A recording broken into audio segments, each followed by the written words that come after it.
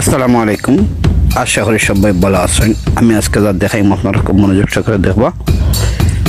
একজন মানুষ সামনে দাঁড়িয়ে আছে, ঠিক ওরকম সামনের পাও একটা বাড়ি মারলাম, পড়লো, তখন তারে এরকম করে কিক মারলাম।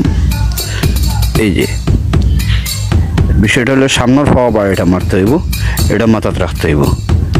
নেক্সট টাইম যেটা দেখাইলাম দেখো খুব মনোযোগ সহকারে, ইনশাল্লাহ কাজে লাগবো।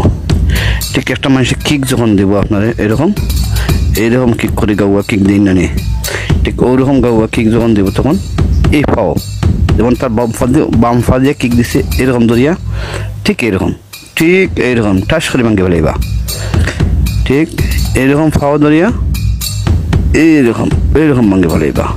ঠিক ওইরকম, এই তো